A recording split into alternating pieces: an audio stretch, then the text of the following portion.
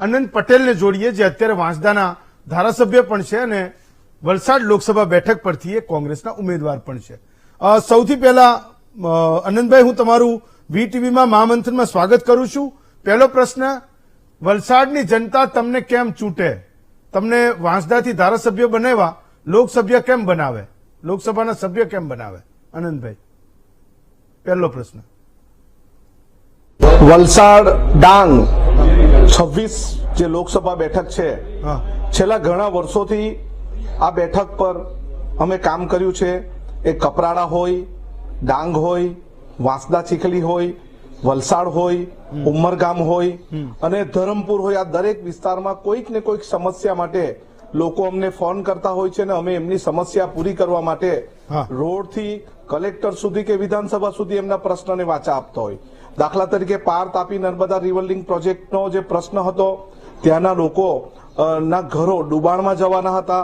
7 જેટલા ડેમો બનવાની પૂરેપૂરી તૈયારી થઈ ગઈ હતી. લોકસભામાં બજેટમાં નિર્મલા સીતારમણજીએ એ પ્રોજેક્ટને ચાલુ કરવા માટેનું બજેટ ફાળવ્યું હતું. ત્યારે આ પ્રોજેક્ટમાં અસરગ્રસ્ત જે ગામો હતા એ કપરાડાના હતા, ધરમપુરના હતા, વાંસદાના હતા, ડાંગના હતા અને કેટલાક ગામો ઉમરગામના નીચેના વિસ્તારના હતા. એટલે આ બધા ગામોને અસર કરતો દરેક સમસ્યા માટે અમે લોકો સમક્ષ રહ્યા છે. વલસાડ જિલ્લામાં વલસાડમાં અમે મુખ્ય મથક પર જ્ઞાન સહાયકનો મુદ્દો લઈને વિદ્યાર્થીની અને વિદ્યાર્થીઓ સાથે રસ્તા પર ઉતર્યા હતા. આ જ વિસ્તારમાં પાવર પ્રોજેક્ટ પારડી વિસ્તારમાંથી પાવર પ્રોજેક્ટનું ખૂબ મોટું કામ ચાલતું હતું. ગામના લોકોનો વિરોધ હતો. અહીંના ચૂંટાયેલા કોઈ પણ અધિકારી સાંભળતા નહીં હતા. ત્યારે અમે એમના સમક્ષ આવ્યા. અંબાચ જેવા પારડીના વિસ્તારમાં કોરીની સમસ્યા હતી. કોરીના કારણે ત્યાંના ગામના લોકો ખૂબ હેરાન પરેશાન થતા હતા. એમના માટે પણ અમે આંદોલન કર્યું છે. આ વિસ્તારના વલસાડ જિલ્લા ડ્રાઈવર એસોસિએશન દ્વારા જે લોકસભામાં એક કાયદો પસાર થયો હતો, હિટ એન્ડ રનનો કાયદો, એના વિરોધમાં પણ અમે 4 જેટલી રેલી વલસાડ જિલ્લાના જુદા જુદા તાલુકાઓમાં કરી છે.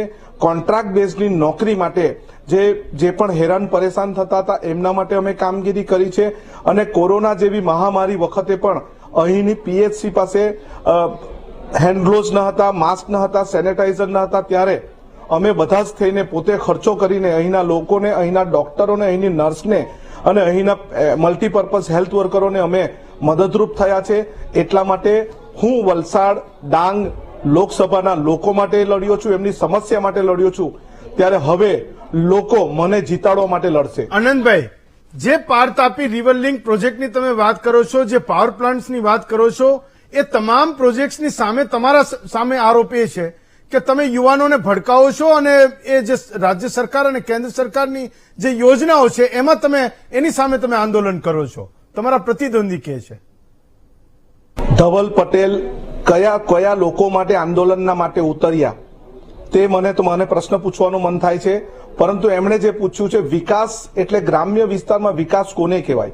વિકાસ ખાલી એને એક ટંકનું ખાવાનું આપે ને વિકાસ નથી કહેવાતો. ગ્રામ્ય વિસ્તારમાં પશુપાલકોને દૂધનો સારો ભાવ મળે એને વિકાસ કહેવાય. ડાંગરનો છેલ્લા 20 વર્ષથી ભાવ વધ્યો નથી, એ ખેડૂતોને મેક્સિમમ પ્રાઇસ મળે એને વિકાસ કહેવાય. ખેડૂતોને સિંચાઈનું પૂરતું પાણી મળે એને વિકાસ કહેવાય. સાપુતારાને ડેવલપમેન્ટ કરીને વિકાસ કહેવાય, લોકોનો વિકાસ નથી. કાંઠા વિસ્તારમાં જેટલી જમીનો અત્યારે દરિયામાં ગરક થાય છે, ધોવાઈ જાય છે, ત્યાં પ્રોટેક્શન વોલ બનાવો એને વિકાસ કહેવાય. ત્યાં તમે તિથલનો વિકાસ કરો એને વિકાસ નથી કહેવાતો. પણ ગામડાઓ દરિયામાં ડૂબી જાય છે, એની જમીન ધોવાણ થાય છે, એને અટકાવે તેને વિકાસ કહેવાય. માછીમારી દરિયામાં જે કરી રહ્યા છે એ માછીમાર ખેડૂતોને પણ ત્યાં જેટી બનાવી આપે ઉમરગામ વિસ્તારમાં, સાહેબ એને વિકાસ કહેવાય.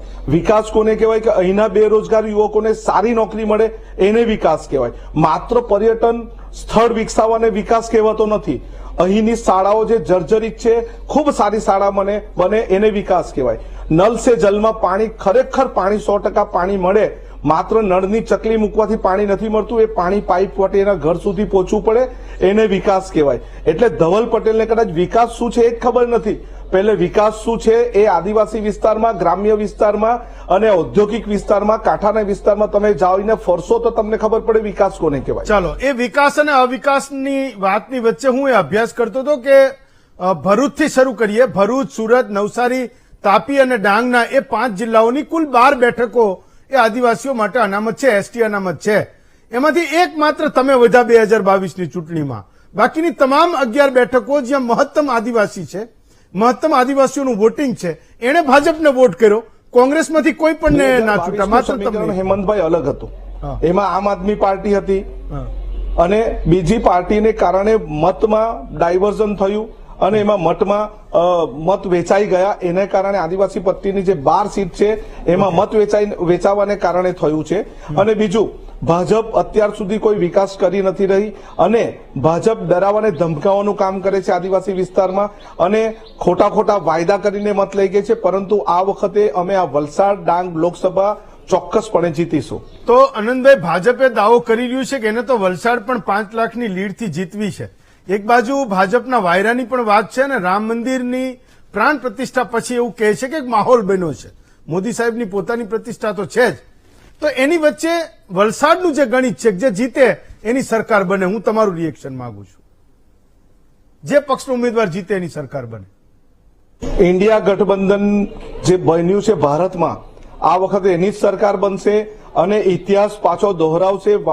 વલસાડ ડાંગ વિધાનસભા અમે જીતીશું ઇન્ડિયા ગઠબંધન દ્વારા અને ઉપર દિલ્હીમાં પણ અમે ઇન્ડિયા ગઠબંધનની સરકાર બનાવીશું. ઓકે, કદાચ એ વિશ્વાસ હશે તમને, પણ તમારી સામેના જે ઉમેદવાર છે ધવલ પટેલ, એની સામે પત્રિકા વહેતી થઈ. તેણે એવું કીધું કે આનંદભાઈના કાર્યકરો અને કોંગ્રેસના લોકો મારી સામે આવો અપપ્રચાર કરે છે, ફેર ગ્રાઉન્ડ પર ચૂંટણી નથી લડતા, એવો આરોપ કરે છે. હમણાં જ મેં ઇન્ટરવ્યુ કર્યો. ભાજપના કાર્યકર્તાઓમાં રોષ છે. જેઓ પહેલેથી ઝંડા બાંધવાનું કામ કરતા હતા, ખુરશી સાફ કરવાનું કામ કરતા હતા અને હવે એ જ વયોવૃદ્ધ થવા આવ્યા છે, ત્યારે કોઈકને નવા ઉમેદવારને, કોઈકને ગમે તેને તમે એવો મેન્ડેટ આપશે તો એવોમાં રોષ આવવાનો જ છે અને એવો એ પત્રિકા લખે જ છે. તમારી પાસે સરકાર છે, પોલીસ છે, તમે જોવો, તથ્ય તપાસો અને કોણે ફરતી કરીએ તપાસો અને એને પકડો ને તમને ખબર પડશે કે ભાજપ કોંગ્રેસના. તમે આનંદભાઈ એવું કહો છો કે ધવલ પટેલની સામેનો જે પણ વિરોધ છે એ તમારા માટે એડવાન્ટેજ છે, આનંદ પટેલ માટે એડવાન્ટેજ છે?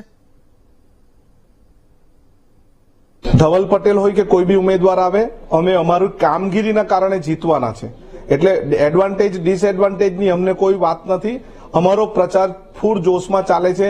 આજે કાંઠા વિસ્તારમાં ફરતા છે ત્યાં પણ અમને લોકોને ફૂલ પ્રતિસાદ મળી રહ્યો છે. અમારી આખી ટીમ લાગી ગઈ છે. રોજની અમે 20 થી 25 મિટિંગો અને શુભેચ્છા મુલાકાતો કરી રહ્યા છે. લોકો, યુવાનો, બહેનો, ખેડૂતો, માછીમારો કે ઓબીસી સમાજના આગેવાનો કે માઇનોરિટી સમાજના દરેક અમારી સાથે જોડાઈ રહ્યા છે અને અમને ખૂબ સારો પ્રતિસાદ મળ્યો. છેલ્લો પ્રશ્ન આનંદભાઈ, એવા 2 કામ કહો કે જો આનંદ પટેલને લોકસભાના સભ્ય તરીકે ચૂંટે તો વલસાડમાં એવા શું 2 યુનિક કામ કરશે જેની વલસાડની જનતાને જરૂર છે? Last question. વલસાડ ડાંગની બેઠક પર ખૂબ મોટો દરિયાઈ પટ્ટો આવેલો છે. જી. ખૂબ મોટા લોકો માછીમારી કરે છે. ખૂબ મોટા કોળી સમાજના લોકોના યુવાનો બેરોજગાર છે, ઔદ્યોગિકો છે, તેમજ ટ્રાઇબલ વિસ્તાર પણ છે. હું વલસાડના માટે આદિવાસી પટ્ટીમાં તો કામ કરીશ જ, સાથે સાથે દરિયાઈ પટ્ટીના જે પણ મુશ્કેલી છે, જેમ કે મીઠાના અગરિયાઓનો પ્રશ્ન છે, એમની મંડળીને જમીનો આપી મીઠાની ખેતી કરવા માટેની એ જમીનોના પટ્ટા રિન્યુ થયા નથી, એ જમીનોના પટ્ટા હું રિન્યુ કરીશ. ખતલવાડા જેવો વિસ્તાર છે ઉમરગામનો, એ વિસ્તારમાં માછીમારી કરવા માટે 1200 એકર જમીન ચીમનભાઈ પટેલની સરકારમાં માછીમારો માટે રિઝર્વ રાખીને 30 વર્ષનો પટ્ટો આપ્યો હતો. છેલ્લા 10-12 વર્ષથી એ પાછો પટ્ટો રિન્યુ થયો નથી, એ પણ પટ્ટો રિન્યુ કરીશું. માછીમારી કરતા, બોટ ચલાવતા જેટલા પણ માછીમારો છે એમના માટે ડીઝલનો પ્રશ્ન ખૂબ મહત્વનો છે અને જેટીનો પ્રશ્ન, એ અમે જેટીનો પ્રશ્ન પણ હોલ્વ કરીશું. અને દાંતી કકવાડી જેવા વિસ્તારમાં પાણી ગામોમાં ઘૂસી આવે છે, એમની પ્રોટેક્શન વોલના માટે વચ્ચે કામગીરી ચાલુ પણ થઈ હતી, પરંતુ એ કામગીરી જાણી જોઈને ત્યાં બંધ થઈ ગઈ છે. એ કામગીરી ફરી અમે ચાલુ કરાવીશું. આ તમામ કામો અમે કરીશું જ. સાથે સાથે આદિવાસી સમાજના પ્રશ્નોને બી હલ કરીશું.